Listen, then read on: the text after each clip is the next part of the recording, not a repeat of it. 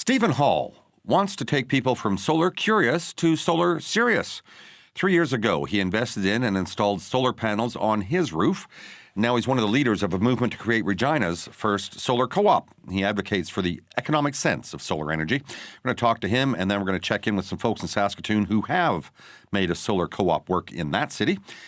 SaskPower says the Crown Corporation has seen significant growth in their programs, that allow customers to generate their own electricity through renewable energy over the last 5 years. SaskPower says 800 people in Saskatchewan generate their own electricity through solar technology using their net metering program.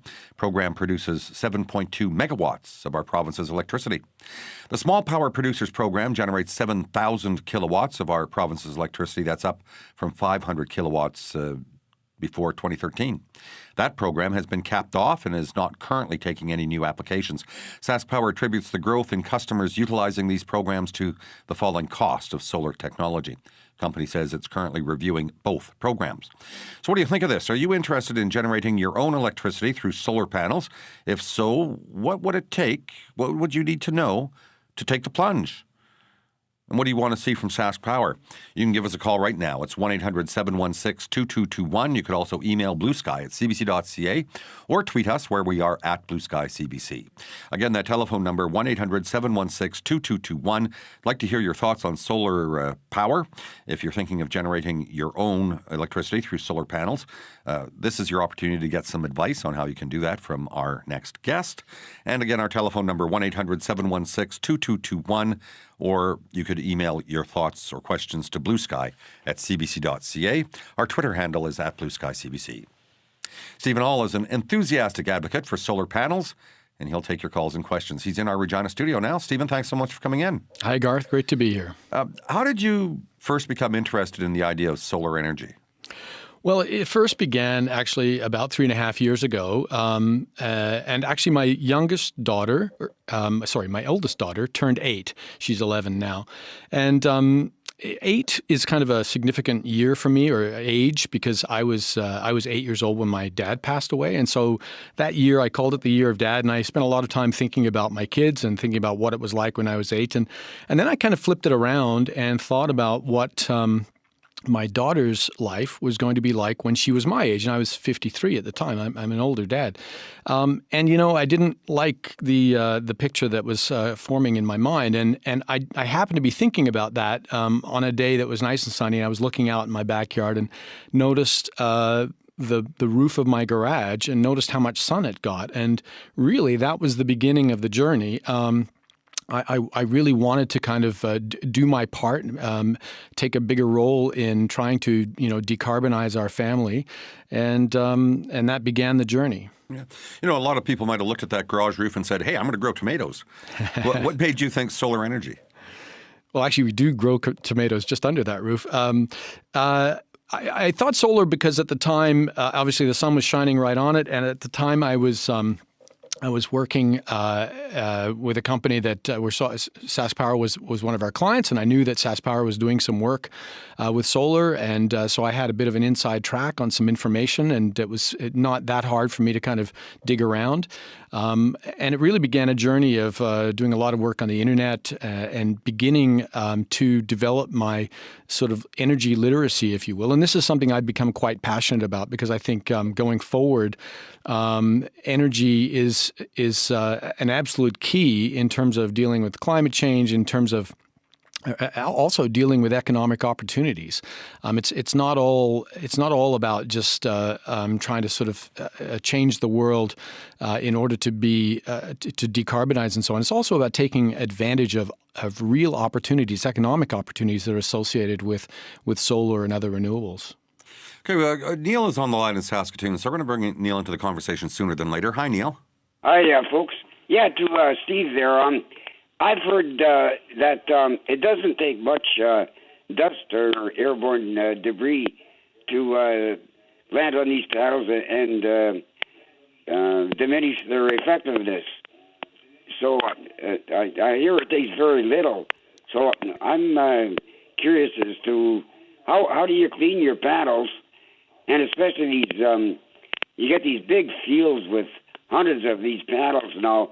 It must take an army of people to clean these off. So you know how they're done, Steve. Sure. Actually, I haven't found dust to be that much of a problem with my panels. The only thing that really inhibits their production is snow accumulation, which I just kind of rake off as part of my, when I'm cleaning the walk and so on. It takes about 10 minutes, and I've made a rake that does that. Interestingly, just after I got the solar panels, about 6 months after we got the solar panels on the roof, in my area, there was a huge hailstorm, and I was actually quite worried. In fact, I filmed it on my phone because I really wasn't sure what was going to happen to my solar panels. And at the same time, I filmed our cars, and our cars actually, my wife's car had about $3,500 of damage, and the family van was written off. No damage to the solar panels, but the next day I noticed, because I was following the production numbers really closely, I noticed that the production numbers went up, and I thought, well, why? And then I realized that what the hail did, it certainly didn't damage them, but it actually kind of cleaned them. So I think there's some truth to a bit of loss of production efficiency with some dust. I really haven't found it to be a big issue for me. Even this last summer, there was very little rain, and I did kind of hose them off at one point, but my production numbers are pretty much on track with what I did last year. Okay, Neil, thanks for your call. We got an email here from Donna in Saskatoon. Donna writes, I'd love to have solar power.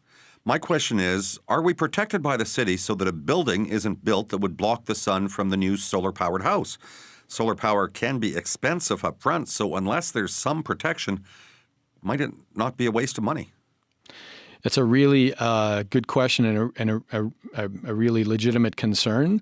I know shading issues in some jurisdictions that are a little ahead of ours have prompted municipal governments to create shading bylaws. I don't think that's something that is part of our the municipal bylaws in Saskatchewan just yet. But I would imagine that they'll be coming because, as that caller points out, or as that writer points out, it's a very real concern. Once you've made a big investment, you need to have some assurance that it's not going to be impeded by shading issues. Yeah, I can see that being a bit of a tough row to hoe, though. Both cities right now are, and I know especially in Saskatoon to perhaps a lesser extent in Regina, they're talking about, trying to increase the density of especially the older neighborhoods. And a lot of that is done by building, 2.5-story duplexes or, multi-family buildings of some kind or other, apartment buildings. How would you make the argument to a city council that the shading issue is as important, if not more important, than density? Well, I think it's one of those things that has to be taken on balance, and it has to be factored in with other factors like density. I would say that certainly with new building constructions, you're right, because of the density concerns and wanting to build denser cities, buildings are taller. I would sort of flip it around and say, well, there's an opportunity to make sure that those new roofs have solar on them and the solar capabilities are built into the new construction. Certainly, it doesn't really respond to the caller's concern with regard to if she has made an investment, what it means to her. Again, it's one of those things that you have to factor it in. It's something that I considered in my own location, and I sort of thought, okay, well, if that happened, would I be at risk? And just because of the location of where the panels went on my garage, I didn't really have any issues. I could, my neighbor could build a kind of a 3-story garage back there, and it wouldn't really affect me. Tell me what steps you took to sort of educate yourself about this before you took the plunge. Well, I had to convince my wife, and that's no small feat because, we're obviously partners in our sort of financial undertakings, and this was a big one. So I had to make the case to her. It was a big expense initially. It was $28,000. We went through the SaskPower net metering program, which is a fantastic program. I can't say enough about it. So that meant we got close to 20% back. So we were out of pocket $23,000. So for us to to make that plunge, I had to make the case to my wife. And so that prompted me to do a whole bunch of research. I sort of, I'm a numbers guy anyway. And interestingly, 3 years ago, the case I made to my wife was, I don't think this is going to cost us that much more than what we would pay. And I think back at that point, I was kind of guessing maybe it would cost between $25 and $50 a month more than we'd paid, or that we were currently paying for electricity. What's happened, though, is it's actually been not only has it not cost us money, we're actually saving money on a monthly basis. I know all my numbers and so on, and so what I used to pay for electricity was around $186 a month, which by Saskatchewan standards is quite high. We have a fairly big house, and I've got the garage, which I use as a workshop, and we've got a rental suite and so on. But it was $186 a month, and now, including capital cost repayment of that $23,000, and I calculate it at 4%. Our total is now $173. So I'm actually saving $13 a month for the benefit of electricity for our family.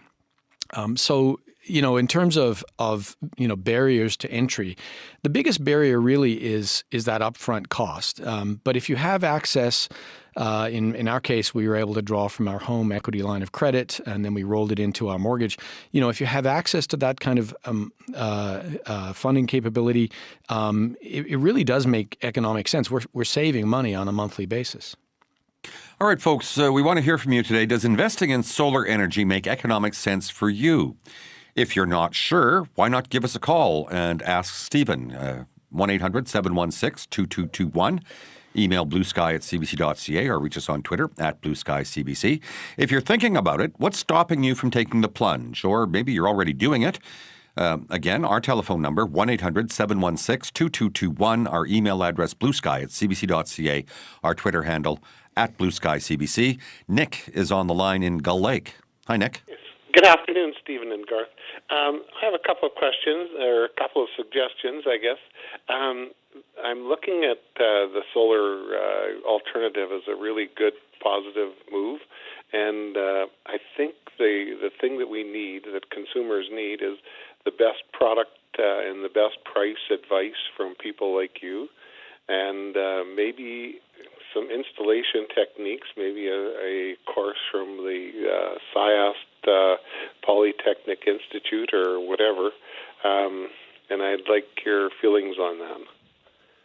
Yeah, well, I can't say enough about sort of educating yourself about what's out there.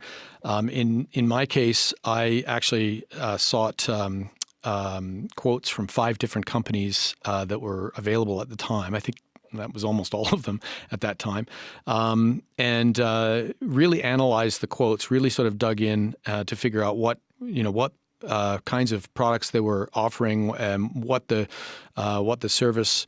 What kind of service they provided and so on. In my case, the company I used was Sound Solar, and I was super happy with their installation. They're great folks. There are others in Saskatchewan that are highly reputable. I think one thing to be aware of is that because of the attractiveness of this, there's evidence of some sort of I'll call them fly-by-night companies are sort of coming in. You have to be careful. In terms of the course, actually there is a solar installers course happening in Regina, actually between January 8th to the 11th. It's being put on by the Solar Installers of Canada. There's a fee to attend that, but it looks like a really great course, and you can look up details on the net on that one. Okay. Do you have the contact person for that course, or? I don't, but if you just Google Solar Installers of Canada, there's a page describing the Regina session, so you'll be able to find it there. Okay. Thank you very much, then. Thanks for your call, Nick. Okay, folks, again, our conversation today is about solar energy. We want to hear from you. Does investing in solar energy make economic sense for you? What's stopping you from taking the plunge? Maybe you're already doing it, then we'd like to hear how it's working out for you. Our telephone number, again, is 1-800-716-2221. You can email bluesky@cbc.ca or reach us on Twitter @blueskycbc. Stephen, we're going to take a real quick break here for some news and weather, and then we're going to get back to our conversation. Peter Mills is here now with news headlines for us. Hey, Garth. The province is making changes related to adoptions, and that will give birth parents more time to reconsider putting children up for adoption. Now, the number of days to decide has been upped to 21 days, which is 1 week more than before. Social Services Minister Paul Merriman says the changes will better meet the needs of Saskatchewan families. As well, if you live in Regina, you could be seeing yet another increase to your water bills next year. The city of Regina is pumping money into its water and drainage systems, and as a result, it is planning to increase utility rates by 2% starting in January. So if approved, the increase will cost the average household about $32 more per year in water bills. And coming up in the news, I'll tell you where the city wants to spend that extra money. All right, thanks very much. Thank you. Peter Mills back at 1 o'clock with a complete newscast for us. Let's have a quick look at our weather forecast. Not too bad at all today. For the 1st of December, southern Saskatchewan, expect a mix of sun and cloud today. Highs right around the +2 degree mark. Clearing tonight down to -6, +2 again tomorrow in southern areas under a sunny sky. A good day for solar energy in central areas, pretty much sunny across the board. -4 for a high today in the central part of the province, down to -8 tonight, and up to -3 tomorrow with just a little bit more cloud. And for the north, 0 today under a mainly sunny sky, -9 tonight under partly cloudy sky. 30% chance of flurries in the north tomorrow, but remaining relatively mild. Highs near -4. Regina right now is mostly cloudy and -2 degrees, -3 in Saskatoon under a sunny sky. Moose Jaw mainly cloudy and 4. It's -6 in Prince Albert, 0 in Swift Current. Yorkton -5, 0 in Estevan. Maple Creek, our warm spot at +6. Kindersley and the Battleford's right now sunny and 7. Kindersley -3. Both those temperatures are minus, of course. -1 in Weyburn and up in Stony Rapids. That's our cold spot, but it's not too bad at all. Cloudy, -7. Again, right now in Saskatoon, it is sunny and -3. In Regina, mainly cloudy and -2. All right, back to our conversation today, and we want to hear from you. You think SaskPower is doing enough to support solar energy in the province? Our guest today is Stephen Hall. He's here to take your questions about solar energy. So give us a call with your thoughts on small-scale solar energy, or maybe you're in the process of considering maybe turning your roof into a generating station. Give us a call for some advice. It's 1-800-716-2221. You could email bluesky@cbc.ca or reach us on Twitter where we're at blueskycbc. Rob's in Success. Hi, Rob. Yeah.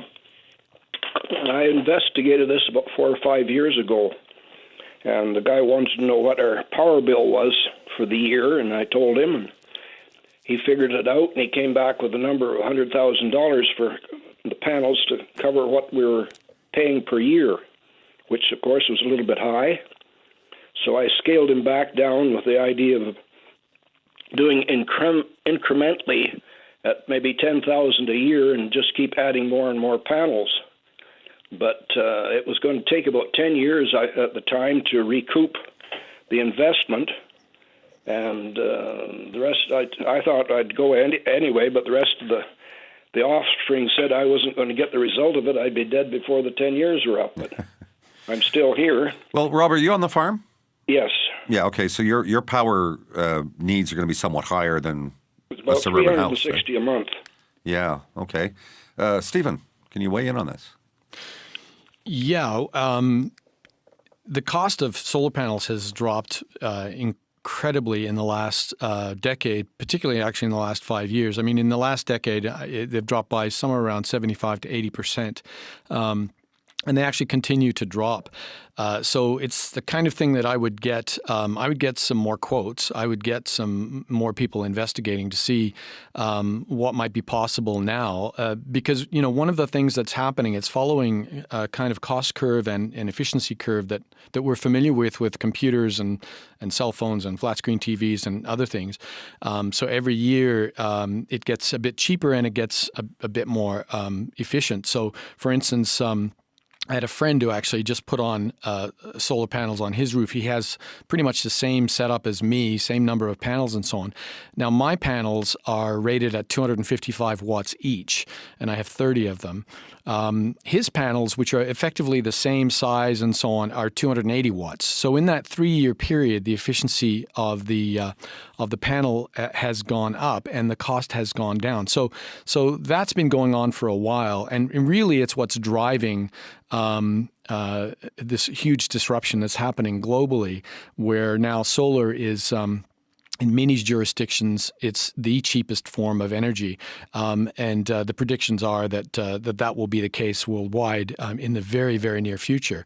And of course, it all is tied back to as the efficiency goes up, more people buy. As more people buy, the cost goes down. It's sort of this virtual cycle that keeps that going. And it's all tied back to the fact that once you've got that system, the energy that you're harvesting is free. So that zero marginal cost is a key factor that's driving the economics of solar. All right. Rob, thanks for your call. Stephen, tell me a little bit about the cooperative model you're trying to establish in Regina. Sure. Actually, the co-op was started in Regina by Susan Burley with help from Josh Campbell, and they asked me to come to the first meeting to kind of describe my scenario and to kind of explain, what we've learned, what my family has learned, and talk about the numbers and so on. I consider myself as kind of a case study for solar in Saskatchewan, particularly for an urban location and a retrofitted house.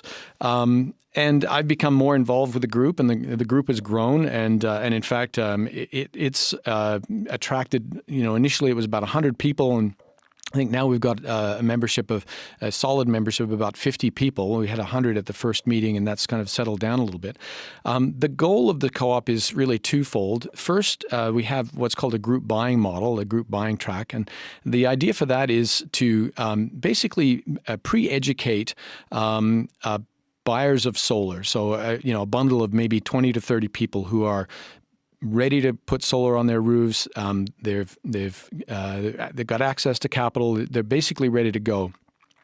And to position them and group them in a bundle that will allow an RFP to be sent out to solar companies. And so for the solar companies, the benefit is they've got a pre-educated group, number one. And that's a really big deal because a big cost for solar companies, they call it soft costs, is in that sort of education piece, is in bringing people up to speed and basically making a case for it and giving them a comfort level that they're willing to spend a fairly significant capital cost that's required.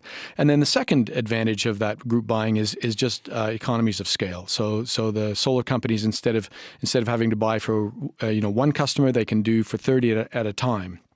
And so that's one track. The second track is based more on what's happening in Saskatoon at the SES co-op, and that's it's a little bit different where participants would buy shares. They'd buy a kind of shares for, I think it's about $1,000 all told, and that would get them a piece of that. Stephen, we have Jason Praske on the line. The folks in Saskatoon have successfully set up a solar co-op. Jason Praske is an engineer and volunteer chair with SES Solar Co-op in Saskatoon. So let's bring Jason into the conversation. Hi, Jason. Yes, hi, Garth. Pleasure to be on your show. Well, thank you very much for taking time. Jason, tell us what it took for you and your group to get this kind of co-op off the ground. Oh boy, it's been about over 3 years now from the start. I was involved with the idea, but quickly came on board once I heard it was started with some technical help. It's a pretty important issue for me and of course around the world. So it started with the Saskatchewan Environmental Society, an entrepreneurial group there, who thought it was time to get some solar panels built, and with that, the education for Saskatchewan people. Yeah. And it's grown to 3 projects now and 3 more in the works. How does the co-op work? We, like Stephen said, and I've been listening and I agree with everything he said so far. It's for those people either who don't want to put panels on their own properties or can't for reasons of space or shading, or don't want to put up all the money at once to power their whole home, etc. They can, as an alternative, kind of a virtual way, invest in the solar co-op. The solar co-op volunteers take that investment, put up panels in the best economic locations using the SaskPower's net metering program again.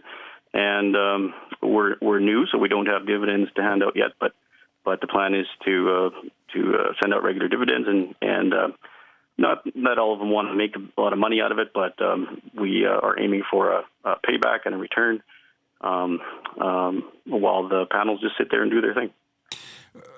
I want to ask you, you mentioned the net metering program from SaskPower, and SaskPower seems to be sort of in a position now where they're kind of taking a step back and reviewing everything. But what do you think about the role SaskPower is and isn't playing in all this? I'll start with you, Jason.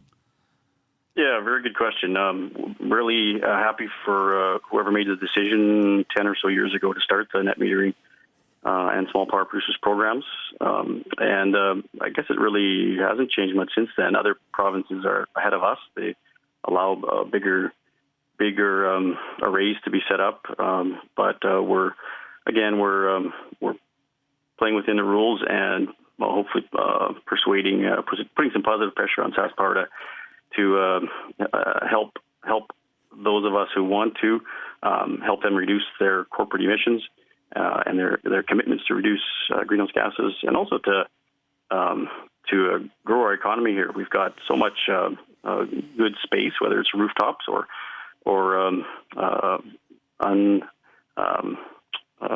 open space that you can't grow crops on, etc. Well, although you can grow things in between the panel rows, I'll say that. So there's so much potential here, whether it's economic or to reduce emissions or to just make use of our free sunshine. Yeah. Stephen, what are your thoughts on where SaskPower is in all this right now? Well, and I'll just add one thing to that in addition to wide open spaces, in Saskatchewan, especially the southern part of Saskatchewan, we have the best PV solar potential that there is in Canada. So we are really in the middle of the best possible spot in Canada to have solar. And I think, really globally,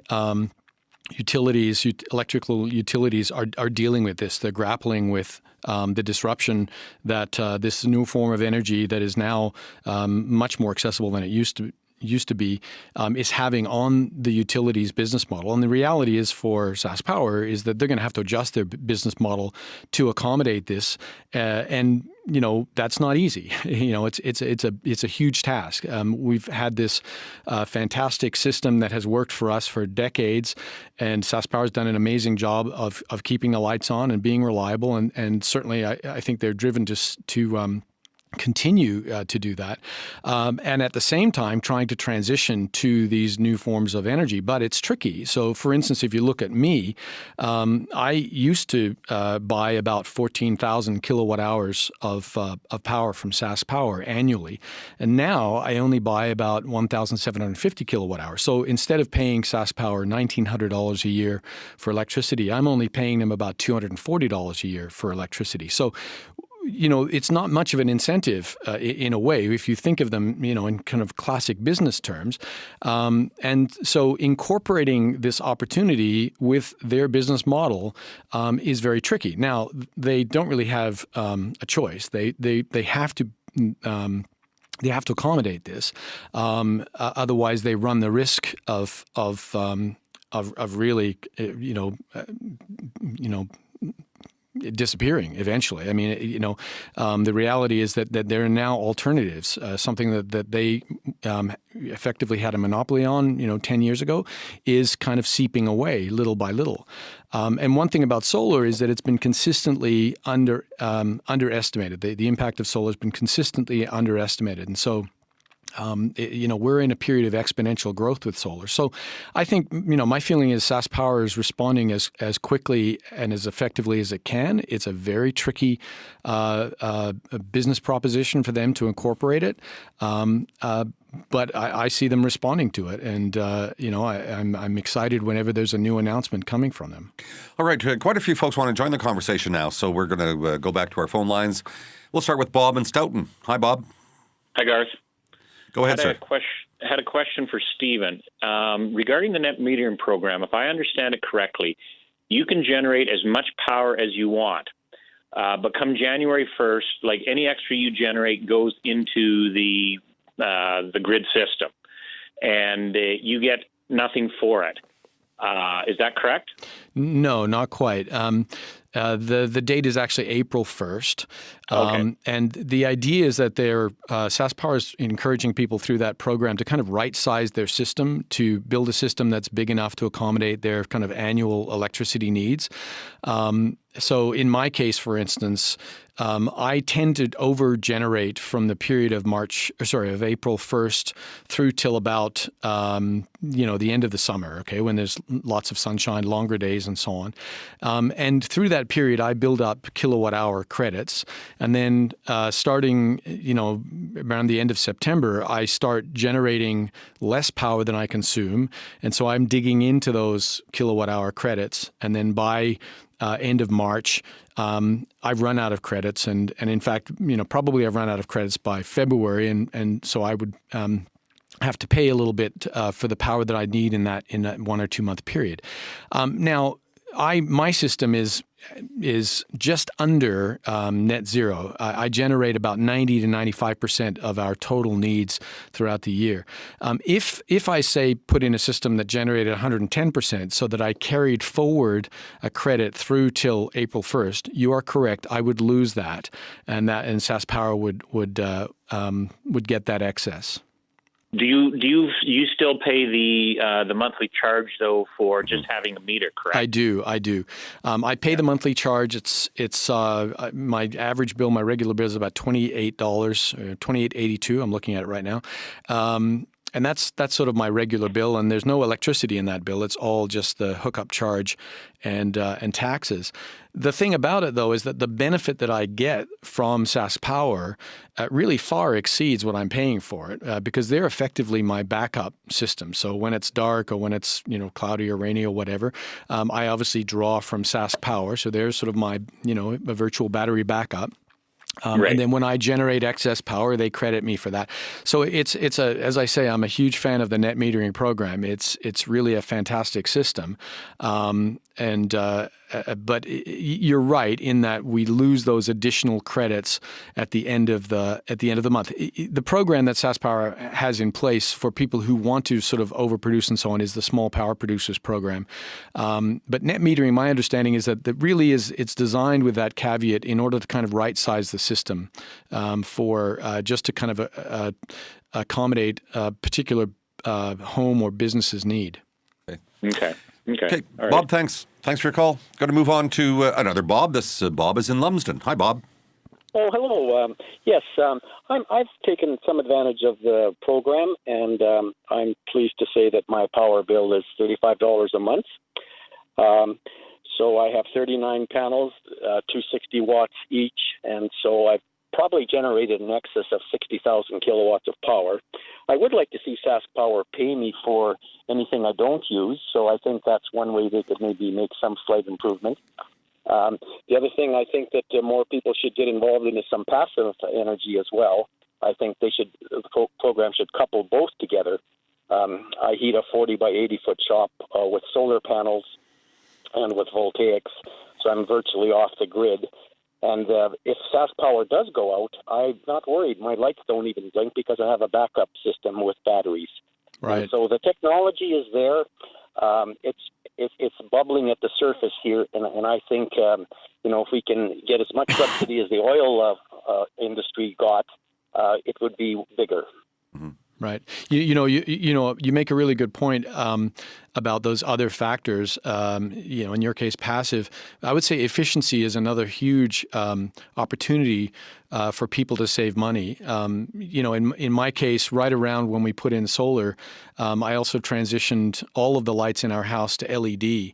And part of the reason for doing that was because now that I was producing my own energy, I was far more conscious of the energy that we were using as a family, and looking for ways to really reduce the amount that I needed, because I had this daily measurement. I could look at it, look at my production, and want to get to that point where I was generating as much as we were using.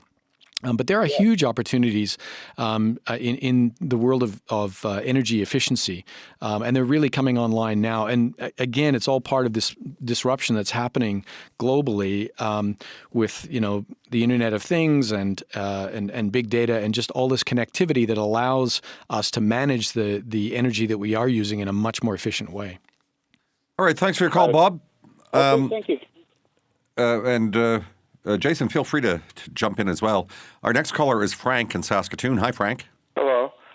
I see that you're heavily into the photovoltaic cells, but I was wondering what about the thermal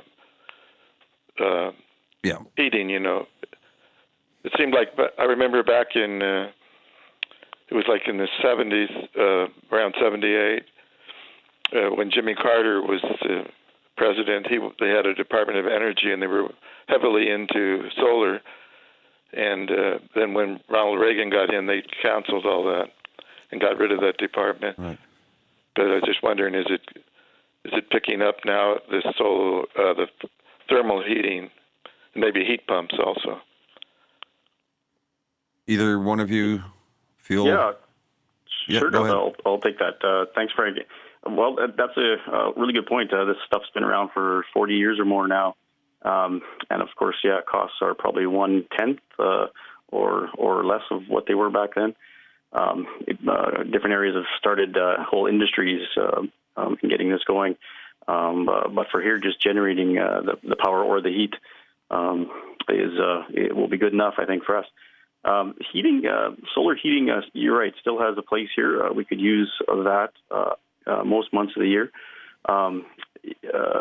Solar PV, though, solar electric, what I'm understanding is it's per panel or per unit of energy, it's competitive to use as heating versus solar heating as well. If you're putting up if you're collecting heat to heat water, etc.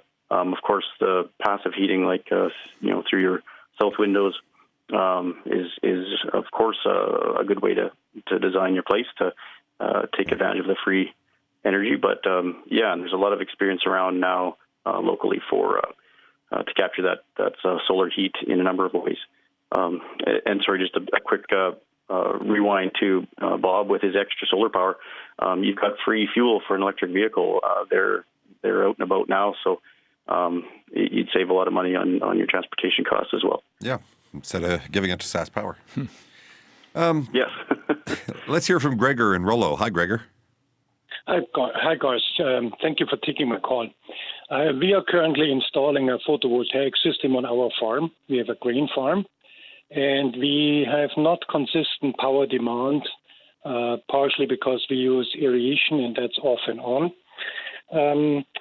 It's maybe a philosophical approach to install it at this point, but I also view it as a possible revenue stream for the rural economy. Meaning that if our government would be a little bit more interested and show more interest in that, it could help create a revenue stream for the farm economy, but also give opportunity to local trades, for example, electrician and so on, create taxes which, again, support the local infrastructure, like the road infrastructure. Yeah. It also could help to upgrade our building code to allow the installation of these panels on larger sheds, on farm buildings. Like when you fly into Munich, for example, as you go into the area, you will recognize that a lot of the rural buildings have these photovoltaic systems on their roofs, and they're actually renting out roof surface area for that purpose. Okay, Gregor. So that could be. Yeah, thanks, Gregor. Quickly, gentlemen, Gregor is onto something there. We have lots of wide open space. That's one thing we have no shortage of. Absolutely. I'm quite confident the government is watching this very closely, and SaskPower is watching this very closely. I think one of the things that he points out that is an issue is the intermittency of solar, and that's certainly and of other renewables, of wind as well. And that's the big issue. When the sun shines, I'm creating a lot of electricity, but a cloud comes over, or it gets dark, and that stops. But what's happening is that battery technology is coming along really quickly. That is going to solve that problem, and there's news almost daily about that. For instance, Tesla just installed the largest battery in the world in South Australia about a week ago. So battery technology, I think, is going to change that, and the economics of battery technology are really becoming allow me to be very optimistic about what's going to happen in the next 3 to 5 years. Okay, let's hear from Steve in Regina. Hi, Steve. Hi, Garth. So a previous caller asked a question about using solar to heat your house, and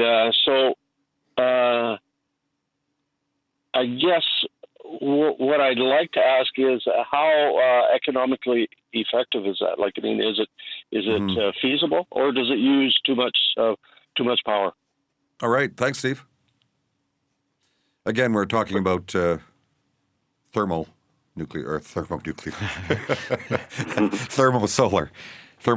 Well, one thing is to it practical in Saskatchewan? One thing to quickly point out is that one of the things about thermal solar is that the panels themselves are so much heavier than PV solar, and so that's something that has to be accounted for because they have liquid in them that moves around. So that's a real big issue. They can be quite effective and quite efficient, but they add some structural concerns. Okay, Go ahead. Sorry, from my end here, I work with a gentleman here that promotes a passive house technology. Really, it's just a lot of insulation, and they are heating their place with electricity and not much of it. So I would say it's very tough in Saskatchewan to get an economic electric or solar electric or solar thermally heated building. From what you have, but depends how you design it. It can be done for sure. So it sounds like it might work best in new construction along with solar voltaic. That's right. That's what this. If I know we need a lot more education than we have now. So there's the internet, a lot of different places to go to really learn about what you can do. That is starting here, like other places, but what you can do for your situation. Okay. Gentlemen, great conversation. And as usual, we run out of time real fast when we're having a good conversation. I thank you both for your time and sharing your expertise with us. Pleasure, Garth. Jason Praske. Thank you. Jason Praske is a volunteer chair with the SES Solar Cooperative in Saskatoon.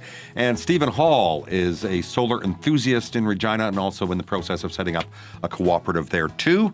And that's it. That's our time together for today and for this week. I want to say thank you to the people who have worked so hard on Blue Sky this week, and it's been a busy week. Corrine Larson is our producer, ably assisted by Peter Mills, Rachel Zelniker, Nicole Huck, and Joelle Seal. Ryan Sanderson is our technical wizard. I'm Garth Materie, and we're all wishing you a great weekend, folks, and let's get together here Monday at noon for Blue Sky on CBC Radio 1. Have a great weekend. We'll chat later. Bye.